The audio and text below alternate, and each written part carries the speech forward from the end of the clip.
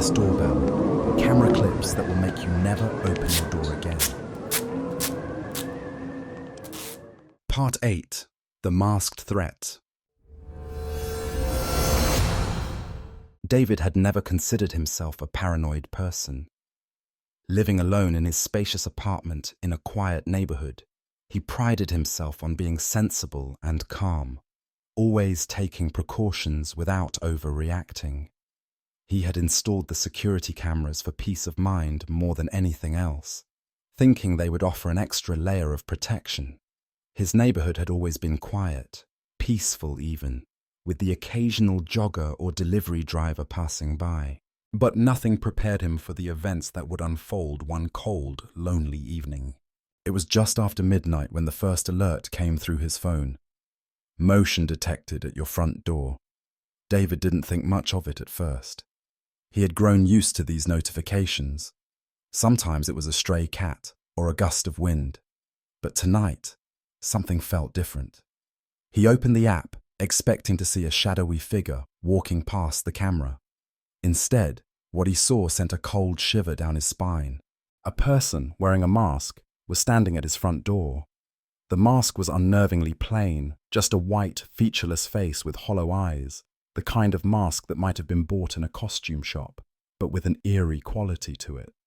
The figure wasn't moving much, just standing there, staring directly at the camera. David's pulse quickened, a sense of unease growing deep in his chest. This wasn't normal. This wasn't just a neighbor or a harmless prank. David's mind raced. Who would stand at the door like this? Why was he wearing a mask? The figure stood still for what felt like an eternity, not ringing the bell, not knocking, just waiting. David had a sinking feeling in his stomach. It was as though the man knew he was being watched. He could feel the stillness, the weight of the silence between them. A faint unease turned into something far more intense when the masked figure suddenly moved. Slowly, deliberately, the figure raised a hand and gently pressed something against the camera lens. Tape. The action was so deliberate, so controlled, that it felt almost rehearsed. David's stomach dropped. Was this some kind of twisted game? Was this person trying to disable his security system? Without thinking, David grabbed his phone and spoke through the doorbell camera, trying to maintain his composure. "Who are you?" His voice trembled slightly, betraying his fear. The figure didn't respond. Instead, they moved back slightly, standing just outside the frame of the camera, leaving only the faintest outline of their body visible behind the now partially covered lens. The tape was blocking most of the camera's view, but David could still make out the figure's shape in the dark. His heart pounded as he stared at the screen, waiting for a response, but none came. The silence grew heavier. David's instinct screamed at him to call the police, but he hesitated. What would he say? That someone was standing in front of his door, wearing a mask and taping his camera. It seemed too bizarre to be taken seriously. But the longer the masked figure stood there, the more David felt that something was terribly wrong. Suddenly, the sound of a car door opening broke the tense silence. David's eyes widened as he saw a dark-colored sedan pull up across the street, its headlights briefly illuminating the night. The figure by his door turned, their body language shifting.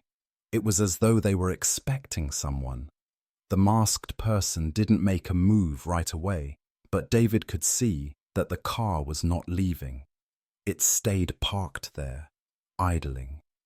For a brief moment, everything was still again. The masked figure turned slightly, looking toward the car, but David couldn't see the driver. David's mind raced. Was the person waiting for someone else? Were they trying to break in? Or was this some sort of elaborate setup? He considered locking all the doors and calling the police immediately, but he still didn't want to overreact. But then came the unexpected. Another figure emerged from the shadows, walking toward the front door. The second person wasn't masked, but their presence added another layer of fear to the situation.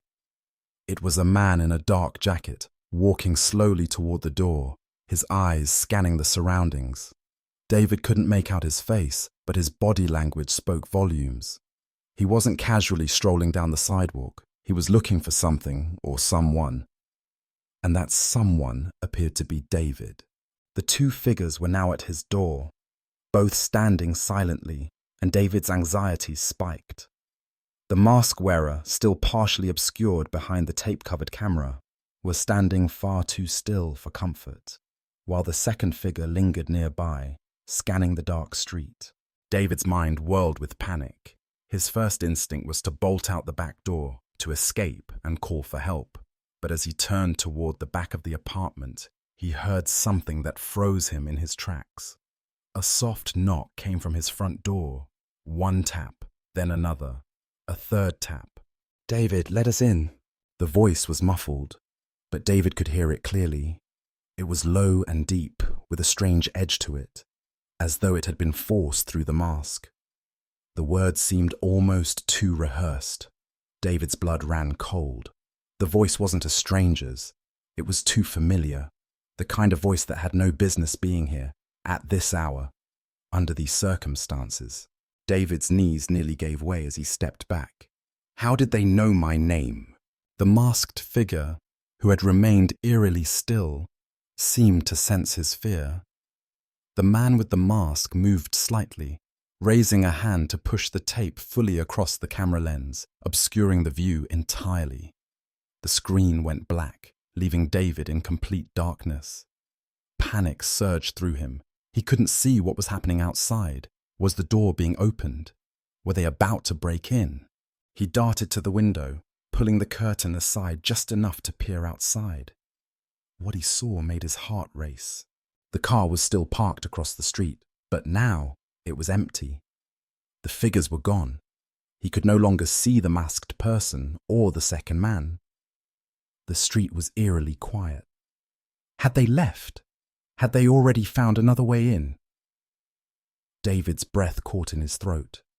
It was too quiet, too sudden. Then, just as his body tensed, the front door handle rattled. It wasn't hard at first, but it was deliberate. Someone was testing the lock, attempting to force their way inside. David's pulse raced, but in the thick silence that followed, he realized one thing. They were already inside. With one final, desperate breath, David ran to the back door and locked it, his hands trembling. The fear that had been gnawing at him all evening was now an overwhelming certainty. The masked figures were not leaving. They were here for him, and they wouldn't stop until they had what they came for. As David stood there, heart racing, staring at the masked figure who had taped over his doorbell camera, he knew things had taken a much darker turn. The eerie silence, the unsettling stillness, and the strange movements of the figures outside his door made it clear that this was no ordinary prank. His home, once a place of comfort, had become a trap, and the fear of what these intruders wanted consumed him. What was their plan? And how far would they go to get what they wanted? Don't miss Part 9, The Armed Intruders, where the danger escalates to a terrifying new level. Subscribe now to stay updated and don't miss the next shocking chapter. The tension is about to reach its breaking point. You won't want to miss what happens next.